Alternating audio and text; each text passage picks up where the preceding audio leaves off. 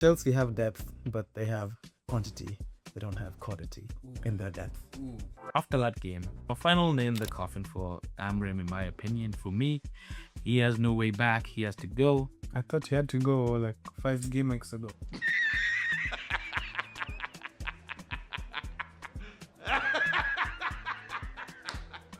Amory is not going anywhere, and that is what I'd like to see United's downfall.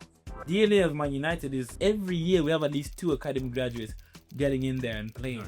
If they're good enough, they're old enough. What do you mean by that? Oh.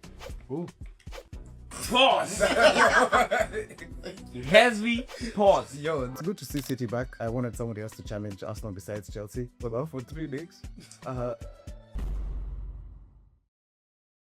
Welcome back to Father Back Podcast. I'm your host, Ted Kodawa, and I'm here with my co-hosts. Teams that over the past 7 days have been losing and drawing. And a tough week for all of us here. Today, not too much banter because there's not too many things to laugh about, especially if you're supporting United, Chelsea, and Arsenal. Yeah, so it's not a good, or you'd have, well... It's a saving grace. It's keep us going. And for them it's been a recurring thing, but we'll get to that. But yes, as always, I'm joined here with my co-host Alex, Kimathi, and Cairo Joma. Today we did it. Mm-hmm. We finally got his name Right. Yes. Anyway, And we thank Aston Villa for that. yes, because he's already going through a lot. You know, Good evening. yeah, Good evening. he's going through a lot, and we don't want to compound. And Right. without further ado, as promised from the last episode, we will speak about the games from midweek, which have caused pain to some. And you know what? Without further ado, let's just head off to Leeds. You know, because they seem to. We predicted that Chelsea would beat Leeds comfortably. Mm-hmm. Oof. Guess I didn't get the memo. Shows what we know. Leeds.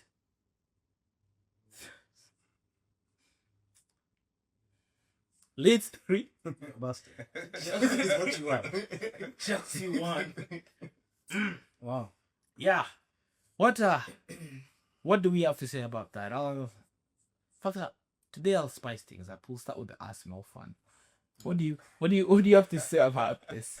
Yeah, it's very interesting. Cause if I'm not mistaken, the prior game week, it felt like they thought that they had won the league.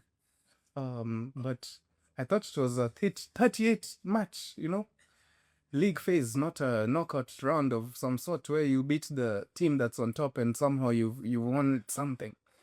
No. Correction, they didn't even beat you. Oh, sorry. It from how they're talking, I thought that we lost, but my apologies. I don't want to digress. So they then, not to digress, but they walked in thinking that was a great result, mind you, great results for Chelsea. Thought that we'll just keep going and pick up 3 points. It's gonna be an easy game, mind you. We saw what Leeds did to Man City as well. And Chelsea were not up to it. It seems they had their this dynamic duo of sorts, mixing in tossing was to the world, and mixing in Chalba, and thinking they'll get a clean sheet, but to be honest, didn't even last 5 minutes. Once we saw the team sheet, I remember the words I had said on the phone. The ridiculous things I had said. Tyrone, you can put a flashback if you want. I remember them, and I was just there like, damn. Yeah, Maresca, what have you done? But the funny thing is that Maresca also did say this in his post-match conference. He said that, I went with Tosin and Chalobah because I wanted to win the aerial battle. Even that battle we didn't win. Not at Tosin was busy losing headers to and Calvert-Lewin. not Calvert-Lewin. Embarrassing. And then Tosin then proceeds to basically be the 12th man for Leeds and just pass the ball. Well, 13th at this point, because True, they were at home. Yeah, Leeds, if you're not basically like killing them off from the get-go, getting the fans out of the game, you're in for a very, you may end up winning, which obviously you didn't, but then you're just making the game tougher. You're making the game tougher for you. Because then they get to the 50-50s, they get into the long balls, get to the another box. So I genuinely don't think even that was what gave them the energy to continue. They had the game over us the entire thing. Even Esteval, his age was showing a lot. While fair, there were a few calls that maybe the ref should have looked at a bit more, or at least taken the time to look into them. But he waved them on, but he did not keep his cool. actually, what I would ask, and you can continue with the rest of the game, but what do you have to say about Estoril? Nothing. Nothing? Okay. Just checking. Yeah. Okay. So it's only when he does well that you congratulate the new world. Yeah. Okay. I was just checking that. Please continue. Yeah, he didn't have a good game at all. He had a terrible game, to be fair. This is the first time I think that Enzo was right to bench him at halftime. And it was a good change. Neto came on, scored a goal. But that, Also celebrating. of course, 2-1 down. because the comeback was on. Oh, it was? Also, And then did you see how the Leeds social media team went on to say, they posted Federnero doing this, beautiful. That was hilarious, man. Because it's you don't celebrate when you're trying to get to it. Like in my opinion, if you're still a goal, That says you put the ball in and you go to the goalkeeper and grab the ball and you go back to the half. again that maybe says something about you guys' mentality. Because it's really, honestly, for me, well, as a rival fan, I was happy, but again, I was just confused at the fact that with a great result, you want to actually keep going to show that with the team that you have, you should easily be in the top four, if not challenging for the To title. be fair, our first team is what is really good, which is what even Ted has said this before on the pod. He said that Chelsea do not do well against the teams that they should be winning. And also, it's also been said many times that if you look at how we play for many of the competitions over the past couple of years, we do very, very well with cup competitions because we can afford to rest and manage the minutes of the game time for many of our players. That game week for Leeds, there were a lot of rotations. Caicedo was out. Reece James was out. Cole Palmer didn't come on until the second half, of course, coming back from injury. So that's also expected. But not saying that if we had those players, things would be different. I generally think they would be, but that's if buts and maybes. We don't do that. We were absolute.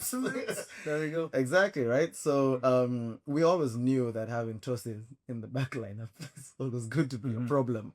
And once again, he proves us right. So generally speaking, like I said earlier, I think at the beginning of of this season, Chelsea have depth, but they have quantity.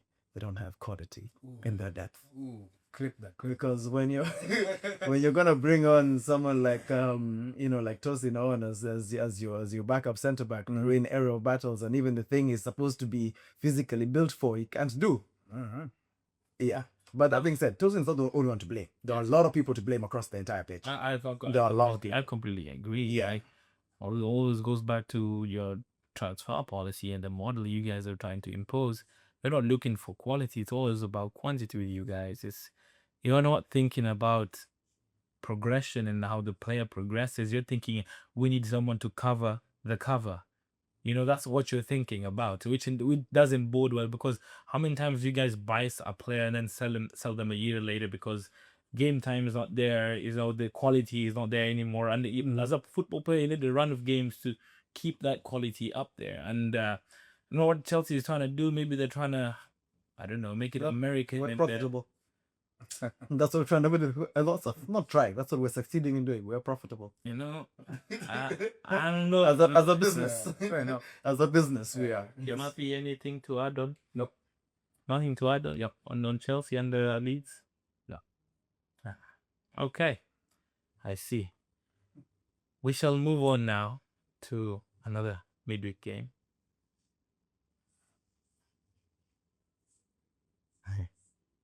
Manchester United versus West Ham. Oh, we. This one I have. Now, as I said previously, we like to keep the league entertained. At your own cost. But it's the games you expect them to win that they don't win. Wow, sound like Chelsea. The games that you don't expect them to win is where they actually go and get something.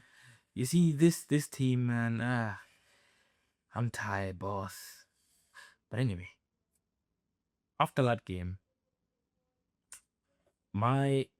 is no final nail in the coffin for Amrim, in my opinion. For me, he has no way back. He has to go. I thought he had to go like 5 game weeks ago. Yeah.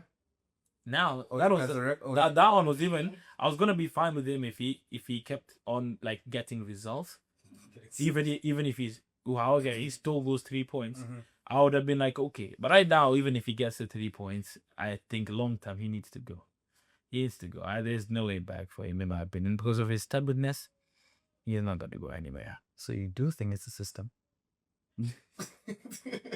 Guys, I think an issue. It can't be like, let's say, okay, let's talk about the system for a second. If you play a certain system every single match week, people are bound to know that you're gonna play this system. You know, so, yeah.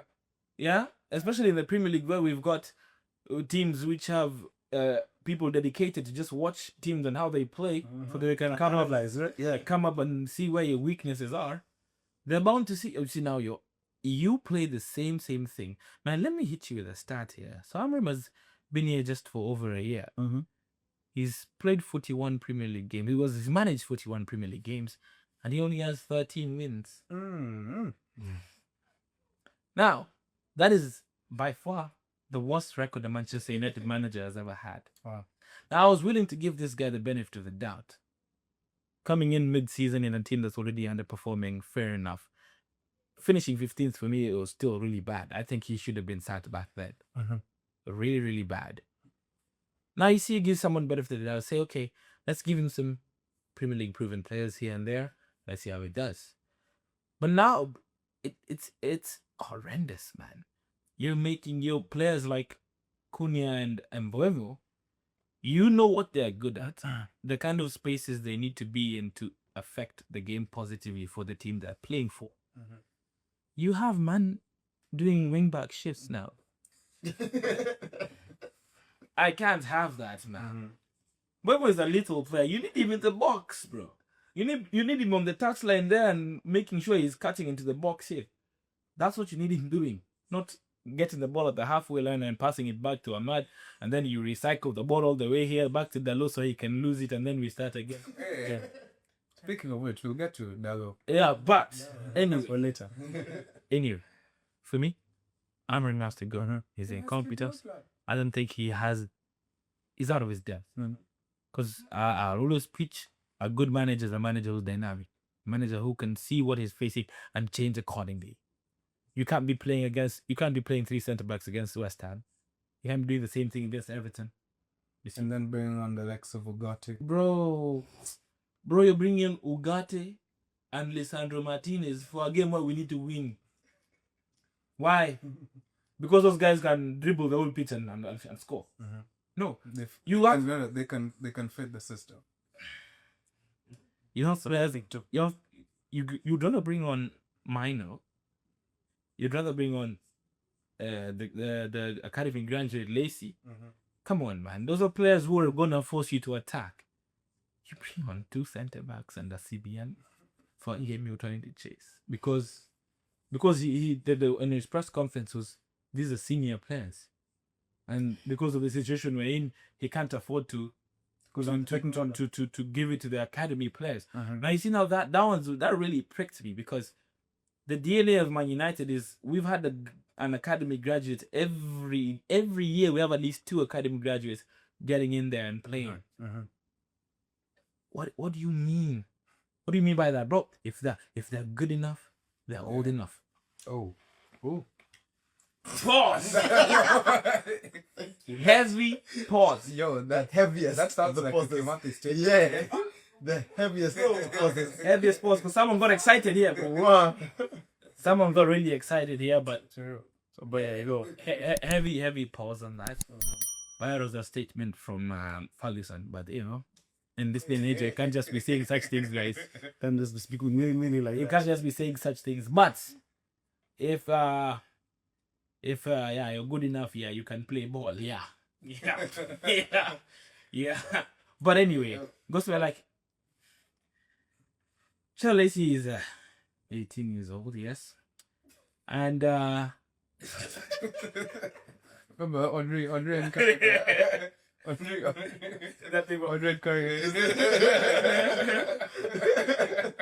yeah, but this kid needs to be given the chance to play for you to even find out if he's good enough in the net in true preview. So when are you gonna play him? If you're saying I have international players here, when is he gonna get the chance to play then? In cup competitions. That he's already been knocked out. Which cup which one? That's what I was getting. Oh, Already been knocked out of those. no, to me it's crazy. Like the fact that you either perfect this supposed system, because you basically have, barring the December period, you've been having at least for a while to train. a week to train. Yeah.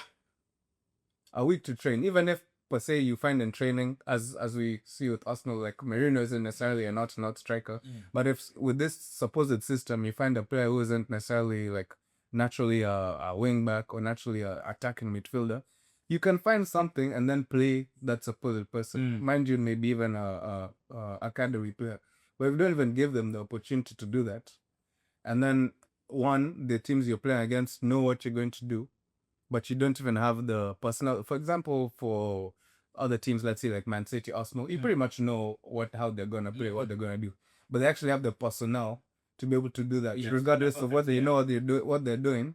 They actually have people, the quality, the food and the world that they'll still score and they still dominate the game. United, you're unfortunately not there yet. So you need to have, you're not there yet. So what you need to do is, with the players that you have, depending on which team you're playing, set yourselves up to bring out their weaknesses to get 3 points. Yes, because like, what you need to do. It's you can get your results against the cities of the world, the bigger teams, just to keep your job. But if you're not able to beat the mediocre team, yes, you can. You're not gonna. What are bro? What are you? It's the same thing. I know what you mentioned, but for example, let me use this analogy. Let's say you've got someone who's gonna be like, quote unquote, someone who's your enemy or somebody about your face. Yeah. And you're gonna whatever they're coming with, they're gonna come through this door regardless. You can prepare yourself accordingly, regardless whether you have 1 hour, 2 hours, a week, or whatever. You know they're gonna come through this door, and you know they're coming with be it a ruler or whatever kind of weapon, bro. Yeah, a blunt knife, whatever. You can prepare yourself. Yeah, you can prepare yourself accordingly, and that's the issue.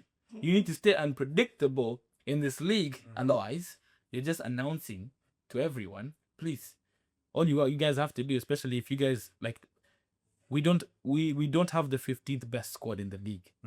We have our squad is the players that we have are a lot better than what position we are. That should tell you something about the manager. Absolutely. Actually, another interesting bit is that from what I've seen, any game that you have a semblance or a sniff of possession, past 50%, even close to 50%, you don't win. So teams like, you know what? Why are we struggling to build up? No. United will give us an opportunity. Yeah, that's the issue. Pretty much. That's the issue with us. Is like we'll keep the ball. We won't get through the bust of the whatever formation. They'll sit back. They'll be like, they keep the ball. Do what you guys got to do. I mean, Because you've got your wingers, your two wingers on the side. Now they can't go anywhere. The other wingers on that side, they can't go anywhere. What do you expect? Your number 10, the natural number 10. You've put him to play centre mid back there. Bruno. So, where are we going to penetrate this defense? Can't. Anyway, see now that manager, bro, I can rant a long time about Henry. For me, he needs to go. He needs to go. Amarin, for me, you're done. I don't care even if you win 5 games in a row right now. You're finished. Unless some people are still waiting to cut their I know. 5 games in a row. I know. Amarin can't do it, bro. He can't. I've never seen such. Anyway, guys, Let me not continue, but it's okay. We can. And you said you had things to say. Please, your floor is yours. Oh no. United. Me, I'm very, very, very happy about how things are going. Yo. Okay. Amory is not going anywhere. And that is what I'd like to see. United's downfall. Okay, yo. Down. Lovely. Stay tuned. That's all. Okay. Anyway, funny enough is that yes, I'm Mount. I'm all for that, but you do know if he wins against Wolves tomorrow that he goes level on points at Maresca.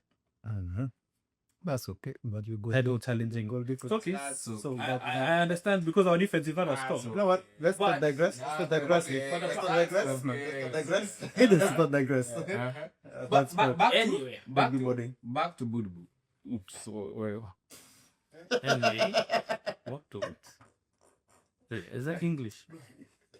Back to Budi. What's that, bro? Hey, he meant to say back to boogie boarding. It's a callback to How I Met Your Mother. But Anyway, we move forward. Yes, Arsenal did win over the week. Who were they playing again? Brentford, right? Brentford, yeah. With yet another clean sheet. Yeah, 2-0, yeah, midweek win. It wasn't all sunshines and rainbows.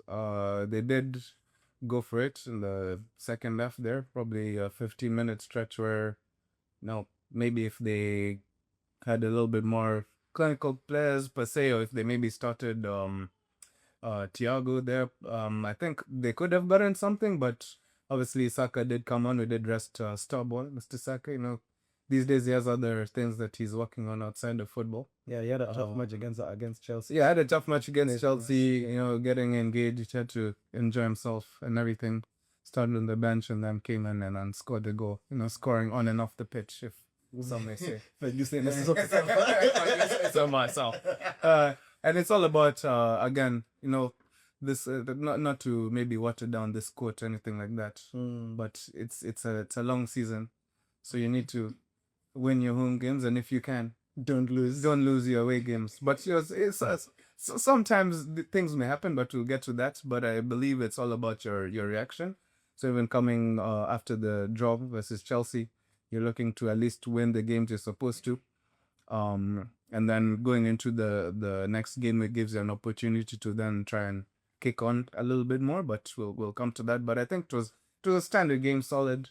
Unfortunately, Mascara going down as well, so it's an injury crisis in the month that has pretty much the most month of fixtures. Festive period. They do say this is where Arsenal fought. That's true. In the long run, are you worried about that? Because the injuries that you guys have been facing, have been picking up in the and it's only the defense. I feel like the your drill attackers have come back. No, but it's the corner drills too much. Too much. Too hectic. Huh? You guys are having them run, defend, run to take corners, and bro, you need to let them relax a bit. You begin to ask yourself, when they're giving Gabriel and Saliba the bleep test? Yeah, at the full catch bleep test. Bro, what's happening? No, it's unfortunate. Yeah, Salibas were not too sure what really happened, but it was a training injury. He was feeling uncomfortable. The bleep test. Gabriel is starting to go down. Bro, matter of fact, right? I feel like Declan Rice is also playing through an injury because of taking too many corners. And I think yes. I think the answer. The only thing that I wanted, we'll get to about in a second. The only thing I would have liked to see is potentially resting Rice and starting Norgard, because essentially I think we would have still won the game anyway, and that's given at least Rice some minutes to rest. Two, also secondly being that's the team that he knows the most, pretty much, because he was their captain. So it's not like he's not familiar with how they play. And I think it was a game where we could have him and potentially had Eze and Odegaard in the middle. But either which way, fair play. Yeah, still worked out. But yes, the defensive crisis the injury crisis is it's getting me a little bit because, mind you, not even from the now a lot more from defensive standpoint with the last game week, but more so what it does to attack, with respect to how much Like of the corner. no, not of the corners. Mind you, we've scored. Other than City, you've scored the most open play goals in November. So Yeah, that's I mean, because you've been missing your two strikers. That changed their gameplay. The gameplay, man. you have to be dynamic. I knew it'd say it. To be dynamic. But it does change a lot of how we build up and how much further people can push up, which then prevents you from actually having more of that constant pressure, Yeah. which then puts the team on the back foot, which then leads us to us getting either corners or goals, and or things of that nature. So we'll see. Hopefully they can come back as soon as possible, but otherwise we can still maintain a little bit of a gap before we face our rivals, which is still in a while. So I'm not too worried about it. So yeah, it was a good game. Okay, fair enough. Nice. Good stuff. You have anything to add to that? Yeah, no.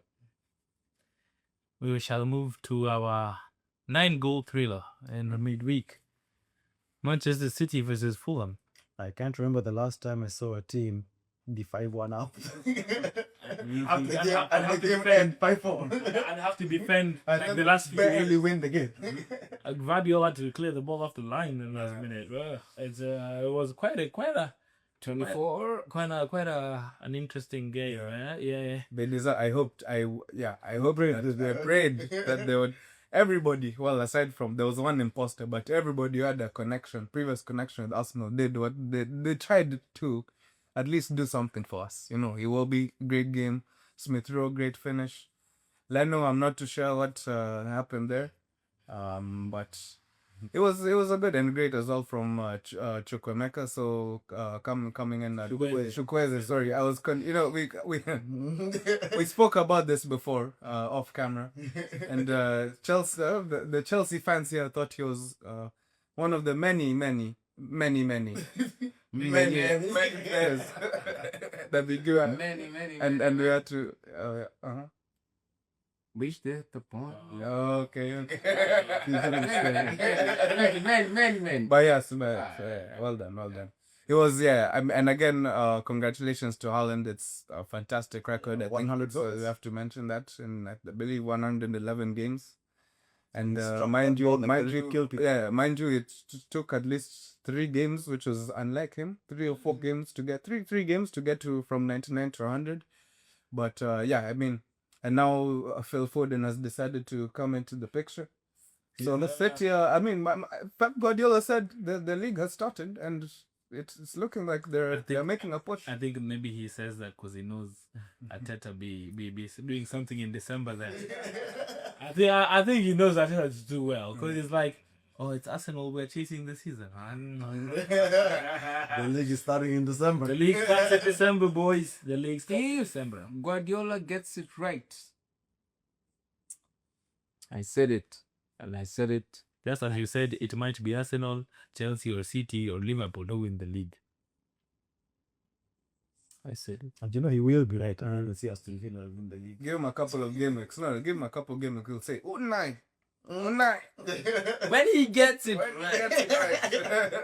I said it. But to be fair, I think for me, as a neutral, I really enjoyed that game. Oh yeah. With the love of the game, those are one of the most collection of screamers that I had seen in at least this season alone, from both sides. And well, it's good to see City back. I wanted somebody else to challenge Arsenal besides Chelsea. So it's nice to see that as well. For 3 days? Challenge nonetheless. Oh. At that point, United also challenged it too. You're stretching me. Oh, Bro, now you're stretching. You're Now you're stretching, bro.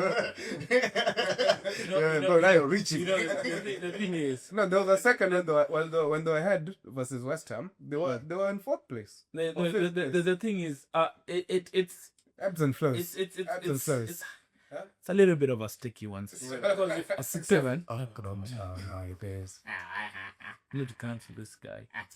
But I feel like it's funny because genuinely, if United win against Wolves tomorrow, Yeah. then we're also tied for challenges. But jokes aside, City, they did really well to score 5 goals. I think we've spoken about their defense not being the strongest one of defenses, and they're leaking goals. Their rumor is also struggling to keep clean sheets, man. And you know, I feel like that could be the one thing that really, hinders them from going all the way, because goals win you games, but defense wins you titles, So you gotta keep that. It's gotta stay airtight, man. So good to see them back up there and putting in a run. Obviously you want the league to be very competitive, and you don't want a team to run away with the league. It's never entertaining when it's that way, It's entertaining for the team. That's But if you're talking about is Arsenal, then we all know that they're gonna trip themselves as they're running away. But oh, just like you did when you thought you were in a chat race and then ended up losing 2 weeks. you see, didn't you just quote and say that it's a 38 game thing, game? Yeah, so there's time. Oh, okay. Yeah, there's so much time. If we move on to the next game week, did you win your game? Did We'll you? get- Find up on me. Thank you very much. Thank you very much. For the next game, we will take a short break, and when we get back, we will now be speaking of the game week that has just passed. Well, it's not fully passed. We still have a United game to come tomorrow, but there are some games that have been played that we will touch on. Please stay tuned, and obviously, as always, pay attention to this commercial break. There's a few things that you need to see, because our sponsors are on here now. All right? Catch you in a bit.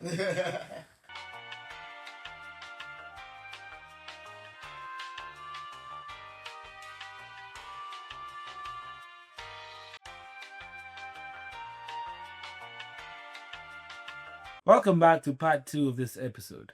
Yes, it's a long one. Pause. Yes, but we did have a That's 2. The sauce counter 2. Yeah. Anyway, yes, we did have a lot to speak about in this episode, yes, as we promised. So now we're going to get to the games that have just been played. And, yeah, we're better off to start than at Aston Villa. These are the games that remind us of the beauty of the game. The game we love so much. Beautiful winners with the last kick of the game where the opposition doesn't even have the time to get a corner.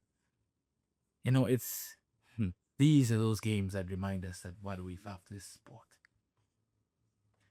And in classic fashion, Unai Emery did do as he does almost every year and take points away from Arsenal. I think he's on a revenge mission every single year. I'm not sure what they did to him, but he's not happy. Now, I will start with the Chelsea fans this time around. Hear what they have to say about this Arsenal loss. Mind you, they had been unbeaten for quite a number of games. Can you remind me those games, please? How many games was it? 15? No, probably 13. 13. 13 game unbeaten, right? Most. Yeah. And also, besides that game and the Chelsea game, when was the last time they were behind in a game? Was it Liverpool? That was in which month again? Probably August, September around then. Oh, it's been a while. But yeah, it's not been it's been an interesting few weeks, obviously, for us. They don't lose much, by the way, which is a good, strong thing to have. But it's the glaring issues of the missing centre backs are showing, as they've not scored the corner in a while, mate. And they're conceding goals now out of nowhere. And speaking of those centre backs, the things that I saw them going through in that game, it wasn't looking good, man. It wasn't looking good, It man. was just Morgan Rogers. No. I would say, to be fair, first of all, and let's give props. Raya is actually earning his paycheck now. yeah. And so now he's earning his paycheck. there were some games he was still earning his paycheck here and there, where teams have maybe a 5-minute spell where they have a couple of chances. Maybe he makes double saves and things of that nature. But I'll let you guys speak on it, and then I'll This one had a much longer spell in which they looked like they were on top of things. And from what I saw happening to your defense, people were being sent shopping, people were being sent left when others were going right. Honestly, I didn't expect it from Arsenal. Let's just be honest. I didn't expect it from you guys. So I was quite surprised. I'm not really sure what happened to that defense, but you know what? As a Chelsea fan, I'm delighted. I'm ecstatic. Yeah, seeing Arsenal drop points. Yeah, that's fair. I mean, it is the holiday period, so we should doing what get Arsenal to- does. Gets to the less fortunate. But to be fair, Unai Emery, as always, he sets up. I too don't know. I don't think we sent him. He found that he got fired via text or by social media. I believe there was a meeting that was had, and he was thanked for all that he did for us. To be fair, got us to, I think, Europa League final, if I'm not mistaken. They lost to Chelsea. though. Yeah, but he did. I mean, I think if given the same amount of backing and the same amount of time Arteta's had, he probably would have won an FA Cup or two and probably gotten us to close to where we are at this moment. We don't do But, but maybe it's No, yeah, but again, he's a good manager. He always sets up well against Arsenal. Arsenal. Or any big team per se. You don't win 4 Europa Leagues, if I'm not mistaken, if no more, I think, without knowing how to set a team up. And you can see what a dynamic manager, right? I'll say that again, maybe, for those who didn't. But you can see what a dynamic manager can do with the squad that you'd say has, decent players, but don't say like the first 11 is, world class or anything like that. But they actually have players who can cause you problems. Morgan Rogers did his thing. I think he had a great game. Buendia coming on as well, getting that winner. You never want to. I think when we were watching that game, I called the Buendia scoring the winner, didn't I? Did you remember that? Yeah. I know. So maybe I'm the problem. No, you're not a prophet. Yeah, but let's not do that. But yes, you did call it. I'll give you your flowers. You did call it. But again, the defensive frailties are 100% due to both Saliba and Gabriel not being there. I think a lot of the things that were happening don't happen if either one of them are there. And then mind you, again, Muscara going down. So basically, you had Timber in a position that he isn't naturally used to. So, I've got two things. Number one, I remember Timber being compared to Reece James. Reece James can play centre back quite well, but that's a side note. Are you saying that Arsenal are facing the same struggle as Chelsea? You want depth of quantity and not quantity? no. I wouldn't say. Because you're saying that those are the players who are the problem. Because if Saliba was there, No. That's different. That's different. uh-huh. I believe that Saliba and Gabriel are probably the best centre-back partnership in the Premier League. So if you're losing both the centre-backs, you're not going to have the same, basically approach, even from an attacking standpoint and from a defensive standpoint. That we can agree on. The quality we have, we have more quality in our depth than you guys have. I think we can say that. I didn't say that Aston Villa. Who? I mean, fair, but I think for us, we've always struggled. Again, Unai Emery setting up against us, and us also pretty much setting up the same way we did last season. Like a lot of this game with Saliba and Gabriel out, and having Odegaard running the midfield, starting as we pretty much had to have a winger who isn't even match fit come on, score the equalizer, and then get subbed off. So, things like that. So even just that setup, I believe we should have had at least Madueke or Martinez, someone on the wing that can at least stretch the game and push Aston Villa back. But that's not. I feel like Arteta with respect to the lineup, he didn't get it right. But again, would have been taking a draw. It was unfortunate to get that. I was hoping Nkape could have cleared the ball way further. So it is what it is. I think Villa at the end of the day deserved something out of the game, and props to them. I think such a loss, you can accept it and say at the end of the day you're second best. But it's all about the reaction coming into the next game, which I think we should win. But yeah, I think one, people were not up to par. Rice playing with an injury. It was just Aston Villa coming in 4 game win streak on They've won 7 at the games top. in a row. Yeah. So I mean, you're looking at it saying you can walk away. You know, it's not a walk in the park. Good. You know, they're now only 3 points behind Yeah. Arsenal, which is insane to think about. What Insane. they started the season so poorly. They're in the relegation zone after 5 game weeks. It shows you how the league is quite, it's quite tight. So props to what? It's quite tight. That's number 3. The league, literally, guys. Come on, Yeah. No, it's still 2. come on, guys. Come on, man. Yeah, it's still 2. But yes, they're on a very, very good run of form. We've not even won. I don't think even these last 7 games. Obviously, we've only won 7 games in a row. And now that's, I think, 3 draws away from home. So, well, we're hoping they can at least keep this form going until they play, Man City or somebody. To then they can take points off each other. But I'd say that was all Villa, and also with the missing players that we had, and not stepping up to that intensity, with players not even being 100%, weren't able to meet them at that level of intensity. Fans were behind them, and deservedly they won the game. Oh, by the way, Carol, something, it was just, pummeling in my head. It's pummeling. It's going down. I'm yelling timber.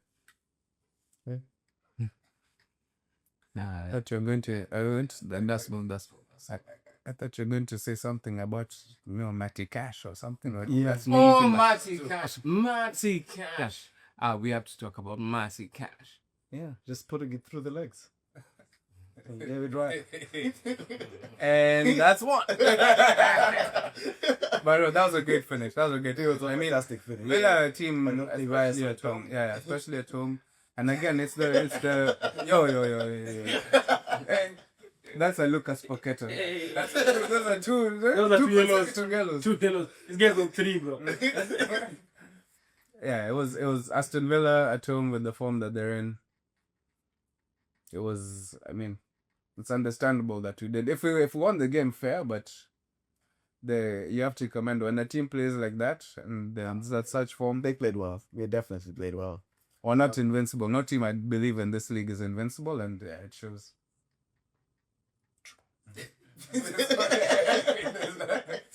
Like, obviously, the haters are happy. They've been waiting for a long time. I mean, with Arsenal, is you're just obviously hoping that for Arsenal, it's not the beginning, not the end, but the beginning of a poor run of games.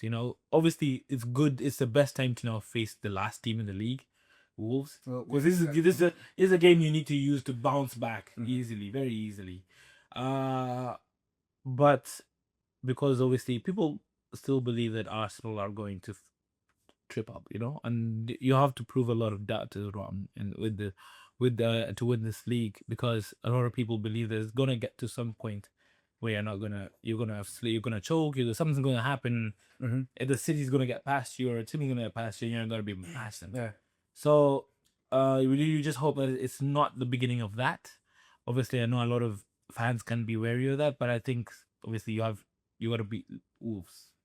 Oh yeah, well, if we don't beat Wolves, then now we can start having conversations like that. But again, I think that's probably this for the pundits or the non-Arsenal fans. That's kind of the safe bet, because that's what you've seen, right? That Man City always do get into a run of 15, 10 unbeaten big games, basically hunting down whoever's ahead of them and then ending up winning. But I think you've seen enough even from them that it may not also be as easy.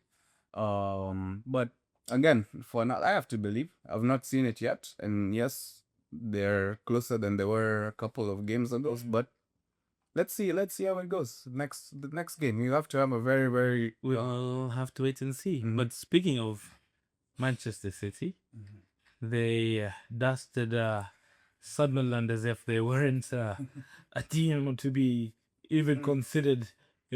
Simple 3-0 win for Manchester City, and they're keeping this steamroller going. So like it's one of those things that you don't want to see when you're kind of challenging for the title. You don't want to see City getting a run of games and winning everything. Yeah. Because City is the worst team to be in a title race against. Because once they get into that motion, it reminds me of the time Liverpool got 97 points and still didn't win the league. 1 second. It's insane. They're gonna keep you up there toe to toe. Keep you win, I win. You win, I win. You win, I win. That's the thing with Manchester City, which we know they still have the capability of doing to some extent. But that defense might cost them. Might cost them. But yeah, Manchester City are still going strong. The gap, they've narrowed down the gap to 2 points, which is why obviously a lot of people now can get to start talking about Arsenal all in a negative light now. Obviously to start talking getting a lot of banter going and whatnot, which remains to be seen how it goes. And obviously the second round of fixtures is not too far away, guys. So Arsenal and Manchester City are due to face each other in some weeks ahead.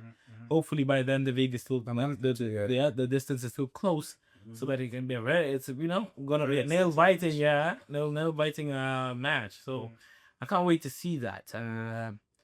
But another team that we keep talking about, obviously, every single week. I think they give us drama to talk about every week. Liverpool FC. We're not even gonna start off with the game. We're gonna start off with Mohamed Salah coming out after the game and talking the way he did, giving an interview to some random Norwegian news report.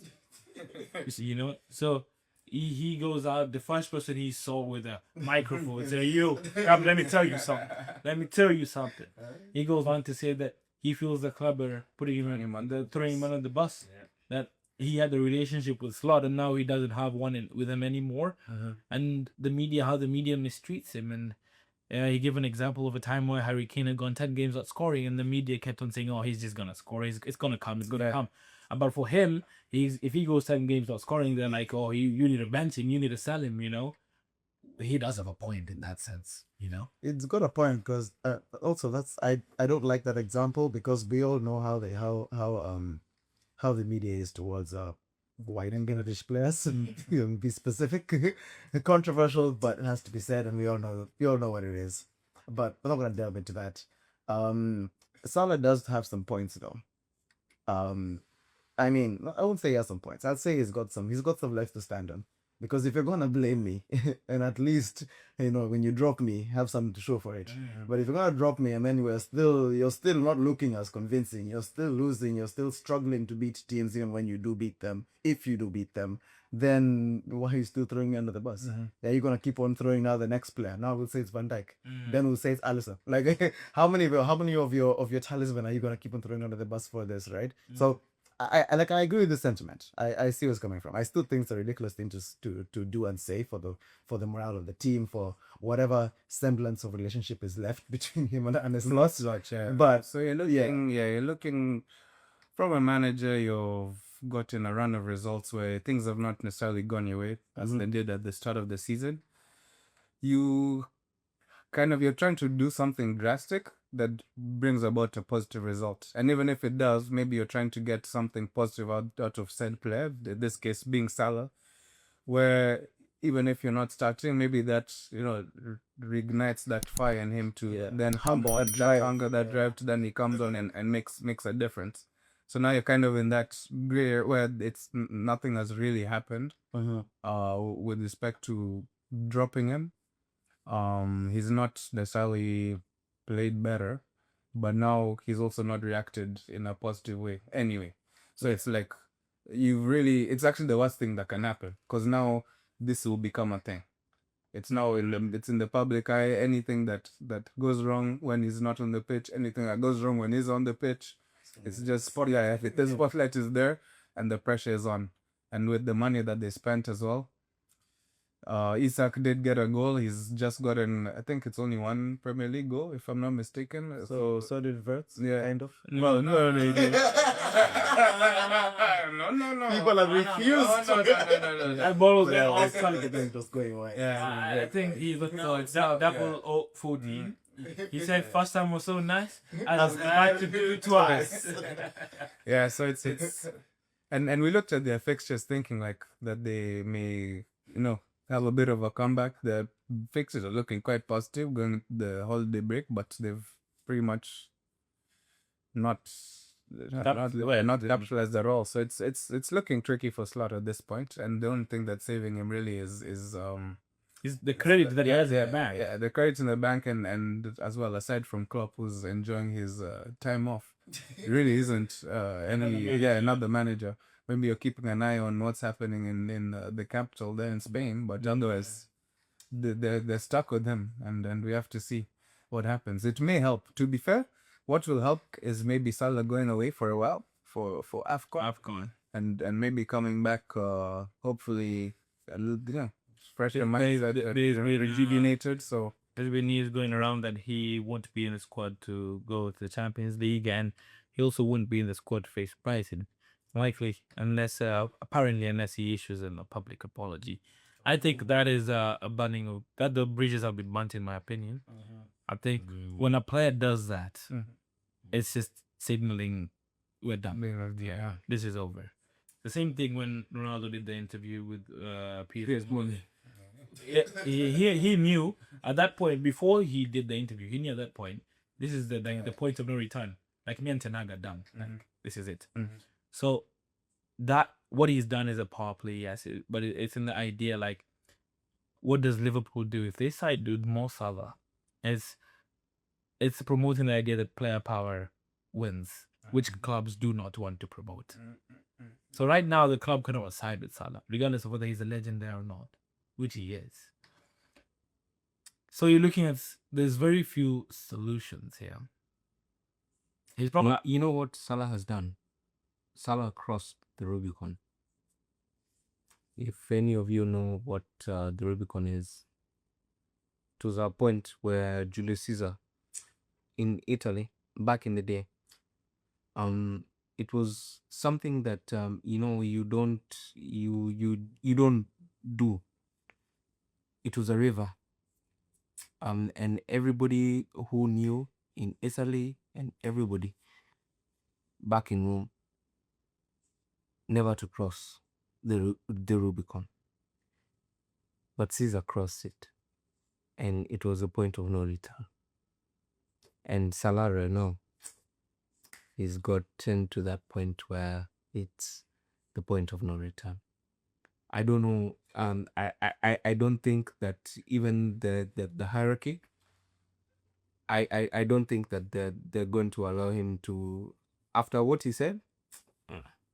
I don't think so. So Salah is gone. He'll go to AFCON, and then we'll see. Saudi Arabia is calling. Hey, good money. Saudi is calling. Saudi is calling. I think he goes Al Ali. I think Methics. Or who knows, Al Nasser maybe. He's crossed the Rubicon. He's crossed the Kunayev and others. And no. Hey, that's too much. No. Saudi, there's nothing like too much. Yeah, nothing like too much. MBS. Mohamed bin Salman. But yes, I think with Salah, it's going to be interesting to see how it plays out over the next couple of days. But that was a big power move, and I think he knows what he's doing. I don't think our players do that off a whim. Like they know when they're going to do that they're not coming back. And he also mentioned that he told his family that they should be there for the Brighton game because that probably might be the last game there, like at Anfield. So he probably wants to say goodbye. I think he's made up his mind. Yeah. And, it's sad to see him go out this way. Across the Rubicon. For Liverpool, I think you don't want to see legends fall out of the club. Yeah. But yeah, not like that. No, like that. You don't want to see it happen that way. But it's been a torrid time for Liverpool and Liverpool fans. And this just compounds on that. I think it's been a horrendous season for them. And, this compounds on the draw they had with the Leeds. 2-0 up, then 2-2, then 3-2 up, then 3-3. And they can't seem to keep a clean sheet. Yeah. Van Dijk barely gets the blame from the media as well. I mean, is he immune to any criticism? Because I don't see the media saying Van Dijk needs to be benched. Social media said a lot though. So to be fair, the only reason is that one, his partner in crime. I mean, pick Beavis, Dumb and Dumber, Beavis and Butthead, you name it. Like his partner in crime is not, doing anything much better than he is. That's another thing. Secondly, they don't really have any depth or options whatsoever in the back line. I guess Joe Gomez, but then again, if you're not playing Joe Gomez on the right back position, you're playing Szoboszlai, you're playing maybe Conor Bradley, but you can't play him every game. So it is a question. I'm not sure why. For Van Dijk, he has, stepped up and actually come out and spoken, being the leader that he is.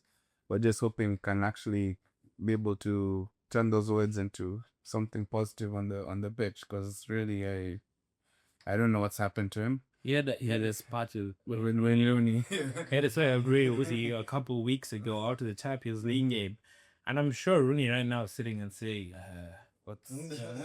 was I lying? Yeah. Was I lying? I mean, you guys beat a team in Champions League, but ever since then you can't win. Yeah, They beat Real Madrid, and that's when he spoke like that, and ever since, nothing, So I think he should keep his talking on the pitch. I think Van Dijk gets away with a lot, in my opinion. A lot. I feel like of things. this aura defending that he does a lot of, it's. I don't know why the media seems to love that guy so much and not. They don't pick on him as much as others, but he gets away with a lot. Yo, Ted, can we just talk about something? Like we've always talked about on Liverpool's attack.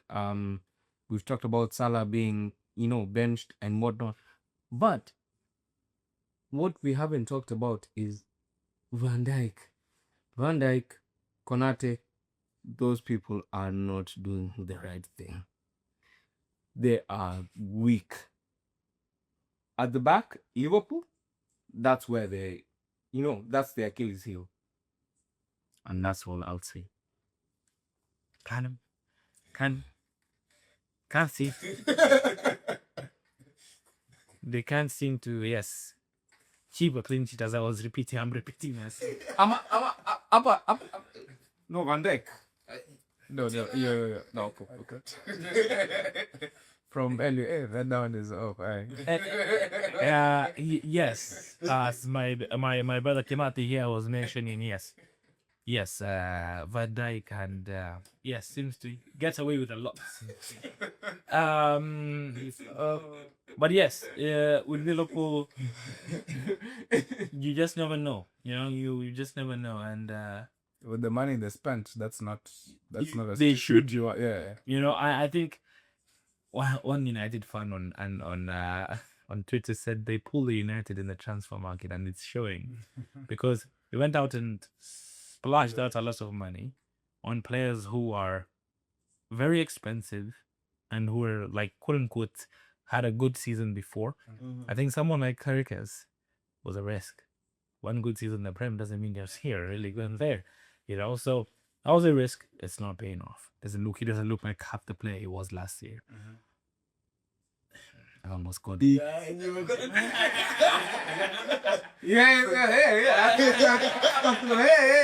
I thought about it too. I was like, I hope he locks in. Alikuwa hapo tu anateleza. Frimpong as well. We knew he can't defend. I don't know what they were doing replacing Well, typically Trent. did not defend, but he could get the ball from that side to the other side with his technique. So he had something to offer Liverpool, you know. We're looking at players like, okay, now obviously we know Isak is not performing as he should be. You know, Verts. And having already got an Ekitike. Yeah, Verts, man. Verts. Well, maybe one day he'll score. Ekitike still is scored. When? No, it wasn't. It was an own goal. Oh, Yeah. for real? Yeah. Sorry for that. Sorry, Seb. Anyway, yes, Verts not doing his thing. Ekitike is pretty much the only one who is, you know, Yes, look try to grin. He's trying, guys. And a team that's not doing well, he is doing his best to try and do something for the team. Szoboszlai also is trying his very best. You know, doing the most. to be fair, and putting in shifts at right wing, right back, center mid, CPM. He's not played as goalkeeper. Yeah, man. He might enter a few without Alisson is letting goals in. But Liverpool, I mean, we just have to wait to see if they're gonna keep entertaining us every week now. You know? I'm waiting to see, especially with this whole Salah situation. And you mentioning that there's rumors that he's gonna be dropped from the lineup for the next game. I want to see what happens, because not only, I mean, of course we're all waiting to see when Liverpool will start kicking. We keep on saying that they're gonna start winning again, but at this point, I just want to see them win for their sake. But also this next game, I want to see what Liverpool's response is gonna be, because I've not heard any official response from Liverpool regarding the Salah situation. Yeah, you've got to take your time with that one. Yeah, so they'll take the time. It's a delicate matter. So I even wonder where, they might not say anything, and they'll just show it on the team sheet. Just interesting. We can't wait and see that. I genuinely think he might not be in the squad for the Champions League. I don't think he will be. I think maybe over the weekend they might have resolved something, and maybe he'll be back in the squad for that one. But I don't think he's in the squad for Champions League. I don't think he travels. Yeah. You honestly think so? Yes. We're going to move on now to Bournemouth versus Chelsea. Very few 0-0s in this league. Draw. A barren draw. This is one of them. I mean, a few are, there's a disallowed goal by Semenyo. But bar that, man. Yo. So I'll begin with the positives. Clean sheet to Chelsea. That's all the positives. Is there more?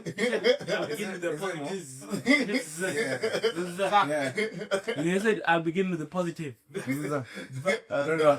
The other one is the fact that we lost. I think they're holding that as another. I feel like that was a positive for every rival. Yes.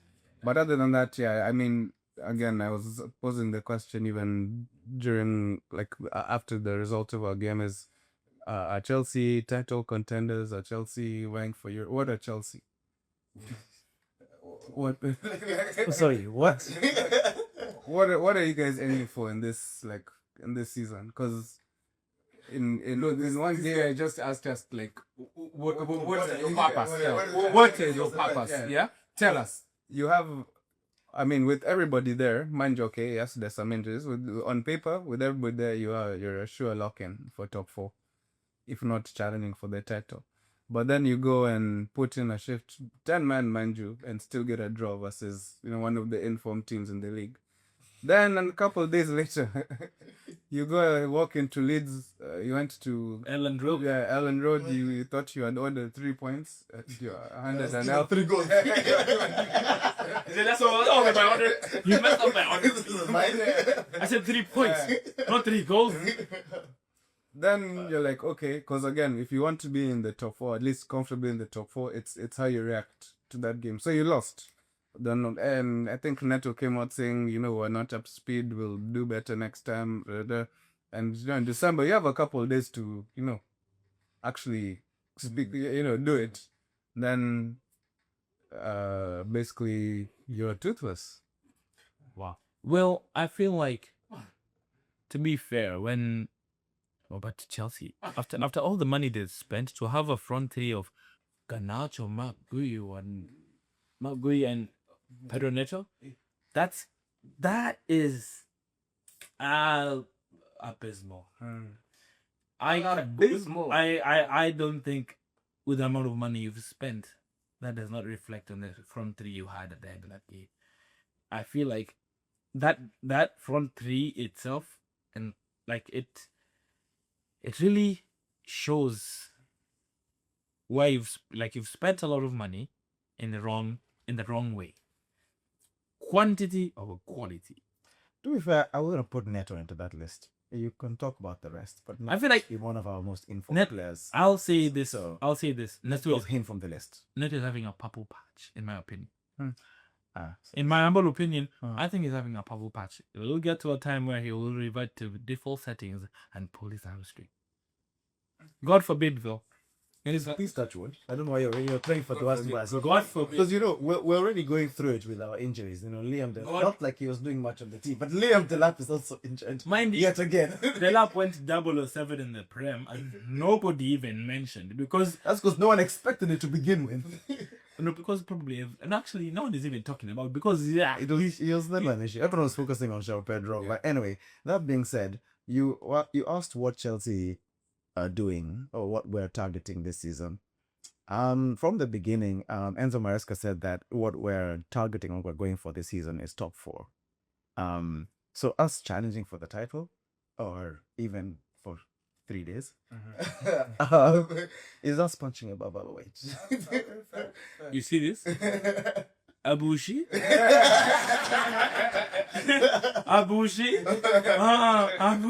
because ain't no way they tried to pull this game last season, bro. Last season, I remember. They were being asked. Why are you gonna title race? I don't know them talking. What's a title race, bro? What is that? What is no, that? that's Bro, not for us. and then We're we saw- going for top 4. These guys got vexed when eventually they started dropping off. They're like, "What do you mean you losing, bro?" It hurt them because they wanted to sneak their way into the title. So we're sneaking our way to the title. It's just that you know what Chelsea do best. We're going to be world champions. We're talking But about this is an English Premier League podcast, but anyway, No. Alex, please proceed. kindly Proceed. we are world champions. I feel like the World Cup is being played next year. Next year, Yeah, this is about this World Champions thing. world champions of where? Of what? Of what? World Champions of what? Of the world. Don't worry. There's some of them don't know because they weren't in Paris. Yeah, they weren't. I mean, Yeah, they weren't. Too many to be fair, it is the inaugural one. So, I mean, they had to test out with a few teams. You know, they had to test it out to see whether it's working, to see whether it has a format that We works. beat European champions. There's a very good song there. Like We beat PSG. Ted, We beat PSG 3-0.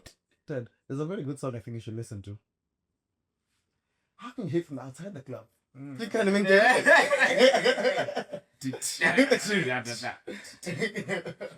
Grasp for that. Fair. But anyway, no. And that was a small digression. To be honest, when we're focusing on about the Premier League, when you asking questions, I assumed you're referring to the Premier League specifically oh yeah, yes. regarding what our expectations are. So we're actually targeting, right? And I said very clearly top 4, right? Now, of course, our form is up and down here and there. We don't like to say we're going for a title because Chelsea do best when they're underdogs. Who do you play next? Everton. Do you think you're going to win? It's at home now.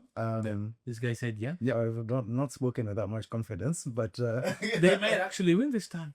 Actually, no, they win. No. What did you say Chelsea were going to do against Leeds? Oh, that one I was wrong. That's okay. Also, yeah.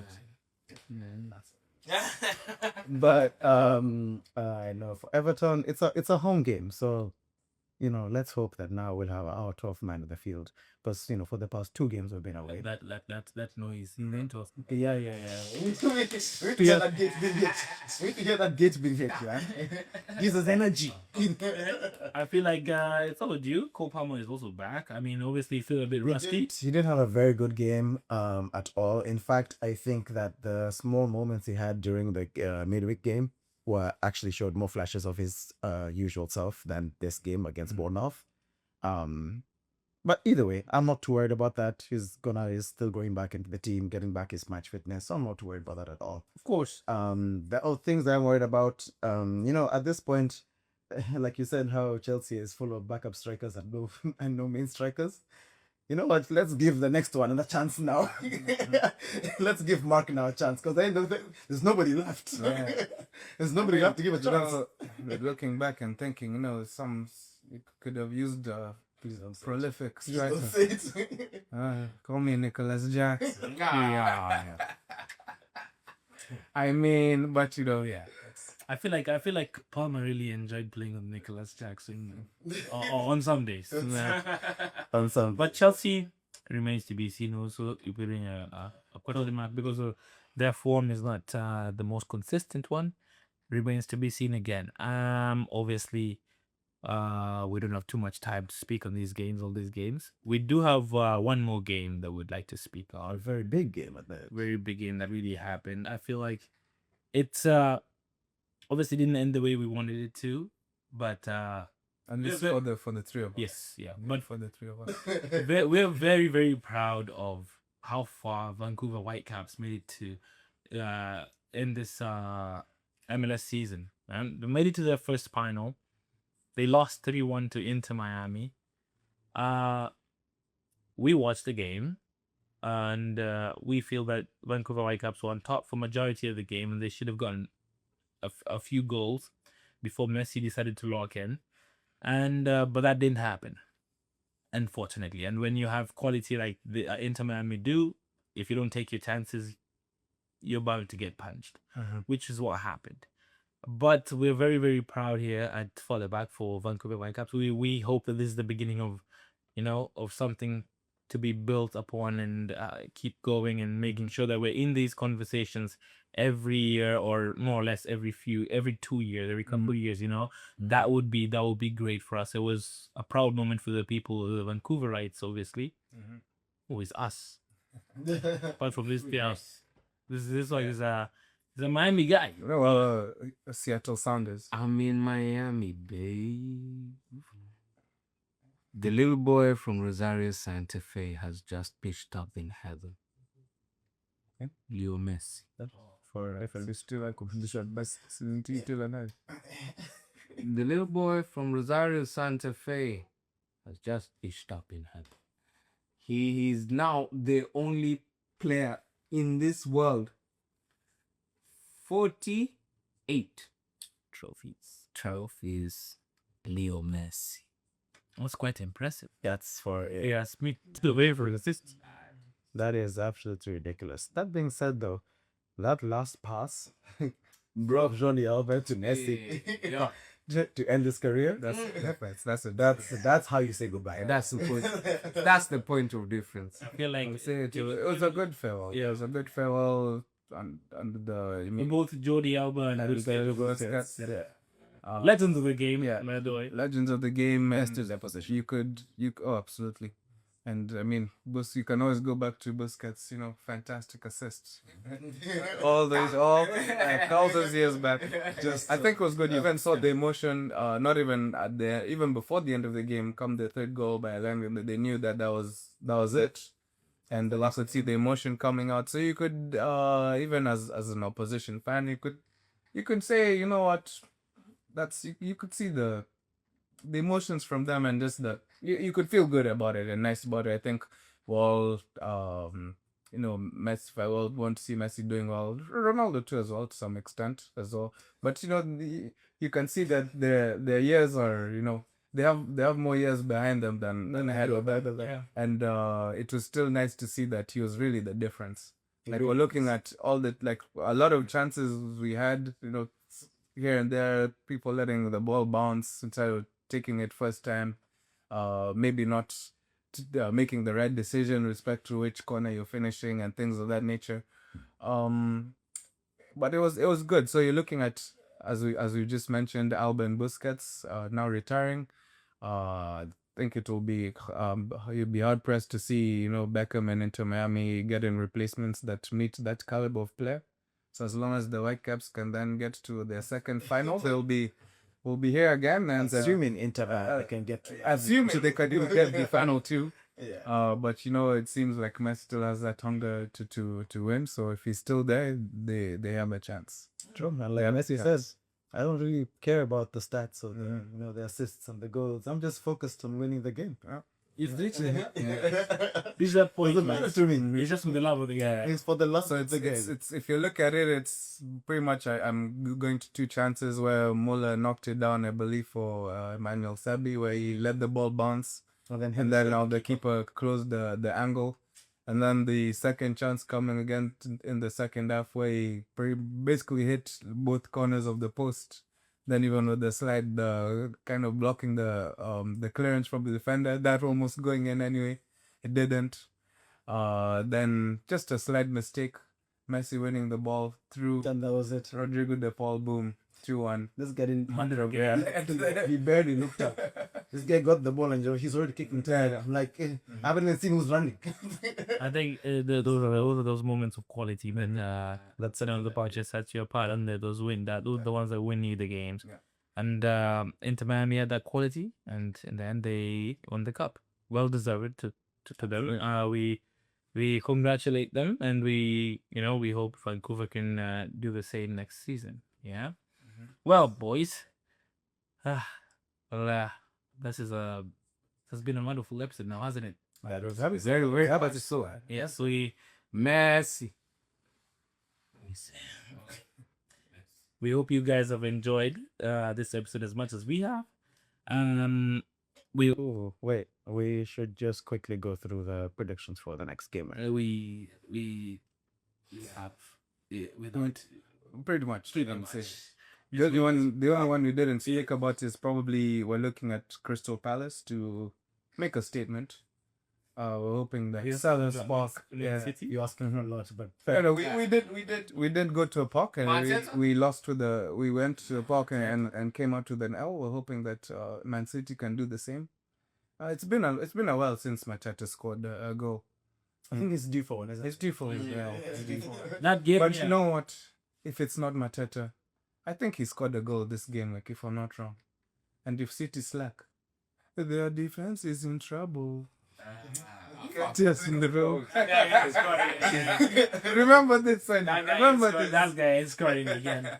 But yes, going to be an interesting game. I think with CC how they're playing right now and Foden turning on there after Jets well, it's his. I think City win.